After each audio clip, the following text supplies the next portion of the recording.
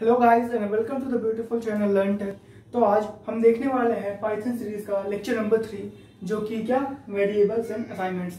तो हमने lecture number 2 में देखा था कि bare bones of Python program में क्या क्या चीजें कंसिस्ट करती हैं। तो हमने बहुत सारी चीजें देखी, स्टेटमेंट्स देखे थे, एक्सप्रेशन क्या होते हैं वो देखा था, ठीक है।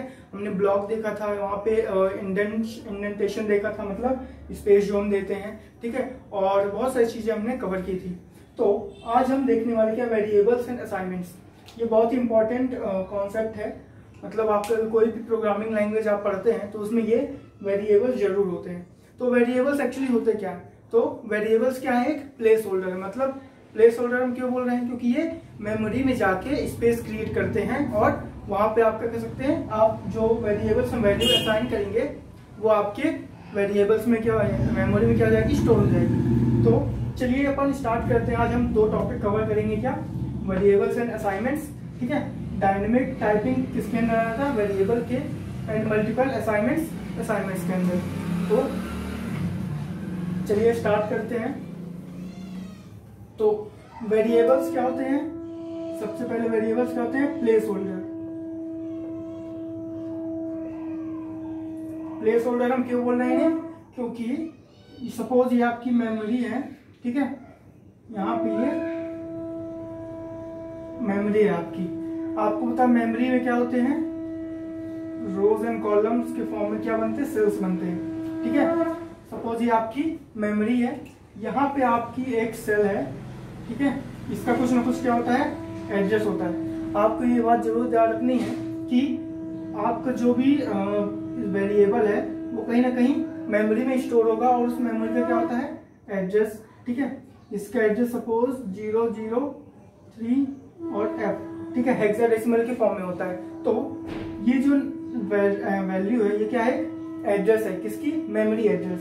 अब सपोज आपने एक वेरिएबल बनाया A, ठीक है, और उसमें वैल्यू असाइन कर दे क्या? 10, ठीक है। तो यहाँ पे क्या होगा? वेरिएबल A नाम का यहाँ पे वेरिएबल क्रिएट हो जाएगा मेमोरी में, और उसकी जो साइज होगी, सपोज यहाँ पे क्या इंटीजर वैल्यू होल्ड कर रहा है, ठीक है, तो उसकी जो साइज होगी क्या होगी? 2 बाइट्स होगी। इसी तरह आप अगर दूसरे बात करें फ्लोट की तो उसकी 4 बाइट्स होती है। इसी तरह ये वैल्यू जाके यहाँ पे स्टोर हो जाती है। तो जो एक्चुअली जब हम वेरिएबल बनाते हैं या फिर वेरिएबल को डिक्लेयर करते हैं, डिफाइन करते हैं, तो वो क्या होता है? एक्चुअली वो मेमोरी में जाके स्पेस बनाता है और वहां पे जो हम वैल्यू स्टोर कराते हैं वो स्टोर हो जाती है, ठीक है। तो सपोज वेरिएबल की आप सिंपल सी डेफिनेशन लिख सकते हैं, क्या? Variables are the placeholder which holds the value.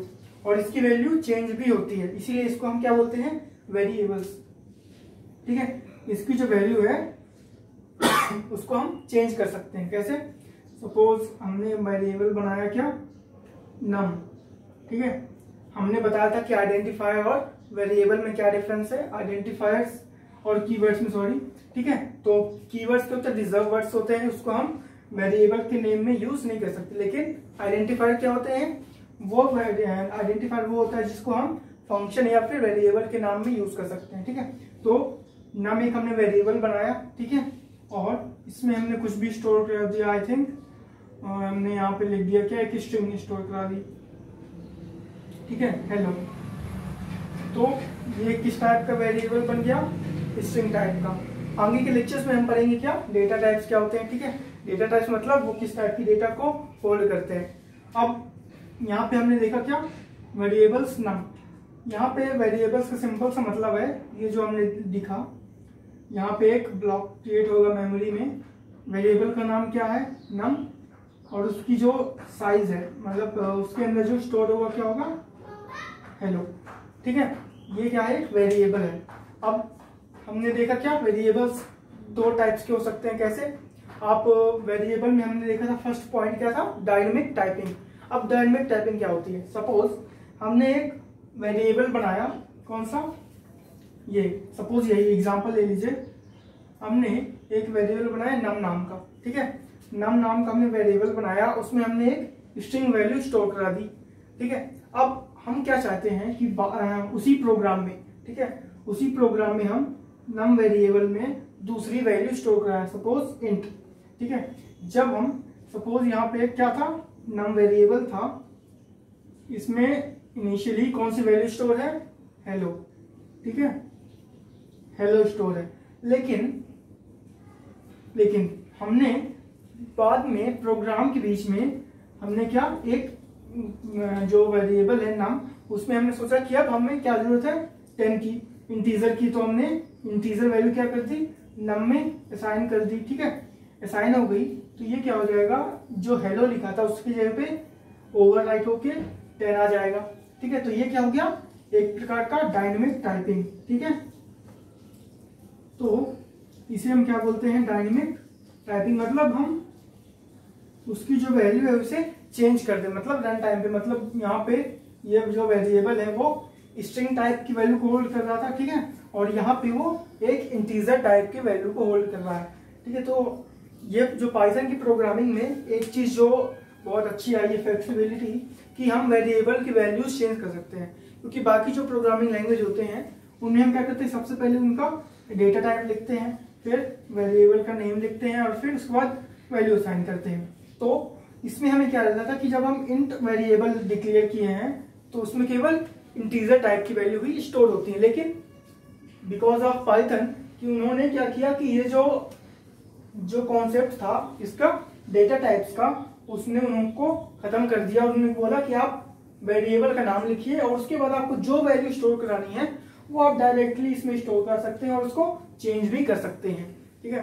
तो ये था क्या, डायनेमिक टाइपिंग। आपको जो पहला पॉइंट हमने डिस्कस किया था क्या, कि हम वेरिएबल्स में क्या पढ़ेंगे, डायनेमिक टाइपिंग। तो यही एक कॉन्सेप्ट है जिसमें आप डायनेमिक टाइपिंग को कॉन्सेप्ट को समझ सकते हैं, ठीक है।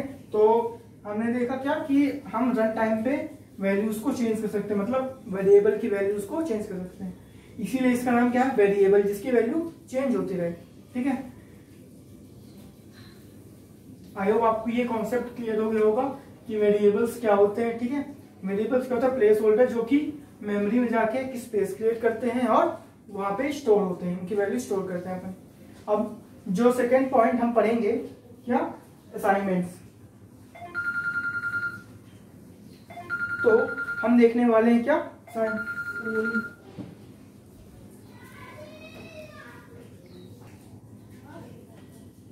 ठीक है। तो हमने अभी तक क्या देखा, डायनेमिक टाइपिंग। अब आप लोगों ने सोचा होगा कि सर डायनेमिक टाइपिंग तो ठीक है, अब स्टैटिक टाइपिंग क्या होती होगी, ठीक है, स्टैटिक भी कुछ ना कुछ होता होगा।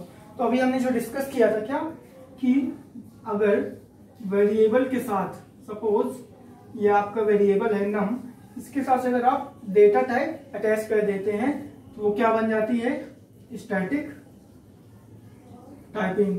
बस ये कॉन्सेप्ट है क्या, स्टैटिक टाइपिंग। जब भी आप, ये जो पुराना कॉन्सेप्ट है जो अदर प्रोग्रामिंग लैंग्वेज में यूज किया जाता था क्या, स्टैटिक टाइपिंग का, ठीक है। लेकिन पाइथन के आने से ये चेंज हो गया, इसलिए अब हम क्या यूज करते हैं, डायनेमिक टाइपिंग, ठीक है। तो अब हम जो कॉन्सेप्ट यूज करते हैं वो क्या होता है, डायनेमिक टाइपिंग पाइथन में, कि आप फ्लेक्सिबिलिटी रहती कि आप कोई भी, ये डेटा टाइप्स का कॉन्सेप्ट ये हट गया है किसमें, डायनेमिक टाइपिंग में, ठीक है। तो आई होप आपको क्लियर हो गया होगा कि क्या डिफरेंस है स्टैटिक टाइपिंग में और डायनेमिक टाइपिंग, या फिर स्टैटिक वेरिएबल या फिर डायनेमिक वेरिएबल। अब अगर हम बात करें असाइनमेंट्स की, ठीक है, असाइनमेंट से आप क्या समझते हैं, असाइनमेंट मतलब किसी चीज, कोई वैल्यू किसी को असाइन करना, मतलब उसको देना। आपने मैथमेटिक्स में ये ऑपरेटर पढ़ा होगा क्या, असाइनमेंट ऑपरेटर। ये क्या होता है, इक्वल टू को साइन है, लेकिन हम प्रोग्रामिंग लैंग्वेज में इसको क्या बोलते हैं, असाइनमेंट ऑपरेटर। ये क्या करते हैं, सपोज हमारा एक वेरिएबल क्या है, ए, इसमें हमने 100 जो वैल्यू वो क्या की है, यहाँ पे ऑपरेशन क्या लगा है, ये कौन सा ऑपरेशन है, ऑपरेटर, ये असाइनमेंट ऑपरेटर, ठीक है। ये क्या है, असाइनमेंट ऑपरेटर। ये जो 100 वैल्यू है वो किसको स्टोर हो जाएगी, ए नाम के वेरिएबल को। सपोज यहाँ पे क्या है, ये ए नाम का वेरिएबल है और इसमें जो वैल्यू स्टोर होगी वो क्या होगी, 100, ठीक है। ये जो पूरा, इसको हम क्या बोलते हैं, सब पूरे मिला के ये जो पूरा स्टेटमेंट लिखा हुआ है इसको हम क्या बोलते हैं, एक्सप्रेशन, ठीक है। ये क्या कहलाता है, एक्सप्रेशन। ये हमने पिछले वीडियो लेक्चर में डिस्कस किया था, क्या किए, ये क्या पूरा एक एक्सप्रेशन है, ये क्या एक ऑपरेटर है। यहाँ पे क्या ऑपरेशन हो रहा है, 100 जो है वो ए को असाइन हो रहा है, ठीक है, तो ये तो हो गया क्या असाइनमेंट ऑपरेटर। ठीक है, अब असाइनमेंट ऑपरेटर आप कई तरीके से कर सकते हैं। मतलब हमने यहाँ पे क्या किया, सिंगल असाइनमेंट ऑपरेटर यूज किया है और सिंगल वेरिएबल को असाइन किया है। मतलब हम यहाँ पे एक वेरिएबल लिए हैं और उसमें जो वैल्यू है वो एक स्टोर करा रहे हैं। लेकिन हम ऐसा भी कर सकते हैं कि एक साथ कई सारे वेरिएबल्स को वैल्यू असाइन कर सकते हैं। कैसे, मल्टीपल असाइनमेंट हमने देखा था अभी, जो अपना सेकंड टॉपिक था क्या, मल्टीपल असाइनमेंट। जो हमारा सेकंड पॉइंट था क्या, मल्टीपल असाइनमेंट। मल्टीपल असाइनमेंट में हम देखें तो दो तरीके की कैटेगरी बन जाती है। कैसे, मल्टीपल असाइनमेंट की बात करें तो आप क्या कर सकते हैं, एक साथ कई वेरिएबल्स में सिंगल वैल्यू स्टोर कर सकते हैं। कैसे देखा जाए तो सपोज हमने वेरिएबल बनाया x, वेरिएबल बनाया y, z। हमने 3 वेरिएबल बनाए और उनको एक इक्वल टू साइन मतलब असाइनमेंट ऑपरेटर का यूज करके उनमें हमने वैल्यू स्टोर कर दी क्या 10। एक साथ हमने मल्टीपल वेरिएबल्स में वैल्यू स्टोर कराई। कैसे, यहाँ पे 3 कॉलम बन जाएंगे आपके। ठीक है, इसका नाम क्या है, x, y एंड z। ठीक है, यहाँ पे x में क्या स्टोर हो जाएगा 10, y में भी 10 और z में भी 10। तो हमने क्या किया, मल्टीपल असाइनमेंट किया, मतलब मल्टीपल वेरिएबल में हमने सिंगल वैल्यू स्टोर करा दी। लेकिन हम एक और तरीके से भी स्टोर कर सकते हैं। कैसे, कि मल्टीपल वेरिएबल और मल्टीपल असाइनमेंट ऑपरेटर। ठीक है, ये तो क्या पहला एग्जांपल किसका, ठीक है, एग्जांपल नंबर 1। अब अगर हम बात करें क्या एग्जांपल नंबर 2 की, तो एग्जांपल नंबर 2 में हम क्या देख सकते हैं कि suppose x, y, z 3 variable है और हम तीनों में अलग अलग वैल्यू भी स्टोर करा सकते हैं। ठीक है, तो यहाँ पे तो 10 ही रहेगा, यहाँ पे 20 हो जाएगा और यहाँ पे 30। तो यहाँ पे मल्टीपल असाइनमेंट्स में हमने 2 चीजें देखी। क्या, पहला कि मल्टीपल वेरिएबल और सिंगल वैल्यू, और यहाँ पे मल्टीपल वेरिएबल है मल्टीपल वैल्यूज। तो मल्टीपल असाइनमेंट कुछ नहीं, बस छोटा सा कॉन्सेप्ट है कि आप एक साथ कई वेरिएबल्स में वैल्यू असाइन कर सकते हैं। तो आई होप आपको ये समझ में आया होगा। ठीक है, तो यही छोटा सा कॉन्सेप्ट था जो कि आप लोग को समझना जरूरी था, क्योंकि वेरिएबल्स और असाइनमेंट्स जो है वो बहुत ही इंपॉर्टेंट कॉन्सेप्ट है जब भी आप कोई भी प्रोग्रामिंग लैंग्वेज समझते हैं। तो आई होप आपको ये वीडियो लेक्चर पसंद आया होगा।